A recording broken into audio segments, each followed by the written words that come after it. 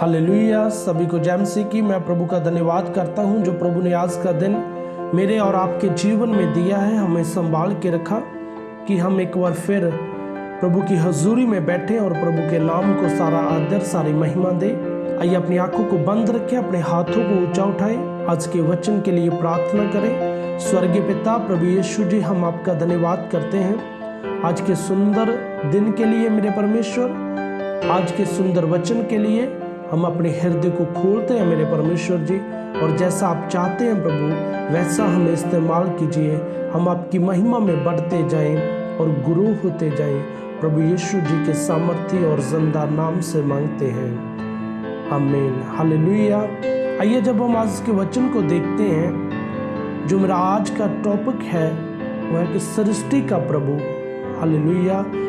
वो परमेश्वर जिसने पूरी सृष्टि को रचा है, वो परमेश्वर जिसने मुझे और आपको बनाया है, मैं उस परमेश्वर की आज मैं आपके साथ उसके वचन को शेयर करना चाहता हूँ। आइए जब हम आज के वचन को देखते हैं, यशायाह नबी उसका 45 अध्याय उसकी 9 और 10 आयत को जब हम पढ़ते हैं, हाय उस पर जो अपने रचने वाले से झगड़ता है। प्रभु का वचन उन लोगों को कह रहा है कि हाय उस पर जो अपने रचने वाले से झगड़ता है। हम देखते हैं बहुत सारे लोग आज भी ऐसे हैं, यदि उनके जीवन में कुछ ऐसी बात हो जिनसे वो निराश हो जाए, जिसके कारण उनका जो मन है वो टूट जाए, वो परमेश्वर को दोष देना शुरू कर देते हैं। हालेलुया। प्रभु का वचन उन लोगों के लिए है और उनको कह रहा है हाय उस पर जो अपने रचने वाले से झगड़ता है। हालेलुया।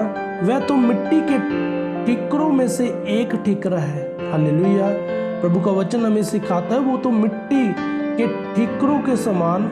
हम देखते हैं कि प्रभु का वचन हमें सिखाता है कि इंसान जो मनुष्य है वो मिट्टी से तैयार किया है और वो मिट्टी में ही मिल जाता है। हालेलुया। और उसका जो आत्मा है वो परमेश्वर के पास चला जाता है और जो उसका शरीर है वो मिट्टी में नाश हो जाता है और वो मिट्टी से बना होता है और मिट्टी में मिल जाता है। हालेलुया। और प्रभु का वचन उन लोगों को कह रहा है कि वह तो मिट्टी के ठिकरों में से एक ठिकरा है। जो भी परमेश्वर के साथ झगड़ा करते हैं, और उन लोगों के लिए जो वचन है कि वो मिट्टी के समान है, वो ठिकरों के समान है। जैसे मिट्टी के ठिकरे होते हैं, वो एक मिट्टी के ठिकरे के समान है इंसान। क्या मिट्टी कुम्हार से कहेगी तुझे क्या करता है? हम देखते हैं कि जो मिट्टी के बर्तन होते हैं, जहाँ मिट्टी से जो भी बनता है वो कुम्हार अपनी मर्जी से उसको बनाता है, उसकी शेप देता है कि मैं इसको ऐसे बनाऊंगा। और प्रभु का वचन हमें सिखाता है कि कभी मिट्टी कुम्हार से जे कहेगी या कहती है कि तुझे क्या करता है, मुझे ऐसा क्यों बनाया तूने। हालेलुया। वो कभी भी कुम्हार से जे बात नहीं करती और ना ही जे कहती है कि तूने मुझे क्यों ऐसा बनाया, मैं ऐसा बनना चाहती थी, मैं ऐसा बनना चाहता था। मैं आपको बताना चाहता हूँ, क्या कारीगर का बनाया हुआ कार्य उसके विषय कहेगा? हम देखते हैं कि जैसे कोई कारीगर कोई चीज़ को बनाता है और वो चीज़ उस कारीगर को कहेगी कि मुझे ऐसे नहीं, मुझे ऐसे बनना है। हालेलुया। हम देखते हैं क्या कारीगर का बनाया हुआ कार्य उसके विषय कहेगा कि उसके हाथ नहीं है। हालेलुया।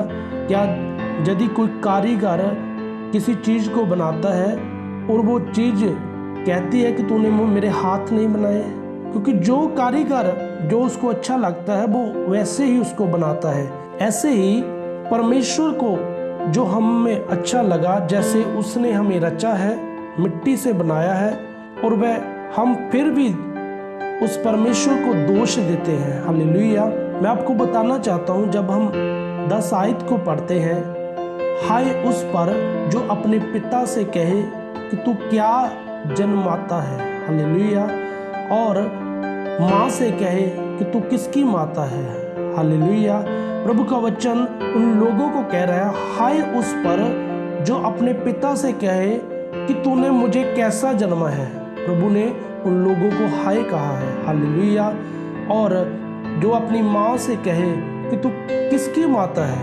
मैं आपको बताना चाहता हूँ, यदि आज आप भी परमेश्वर के साथ झगड़ा करते हो, जहाँ आपके जीवन में यदि कोई निराशा आती है, तो आप परमेश्वर के साथ झगड़ते हो, परमेश्वर को दोष देते हो, मैं आपको बताना चाहता हूँ, वो परमेश्वर जिसने अपने हाथों से आपको रचा हुआ है, वो आज भी आपकी केयर करता है, हालेलुया।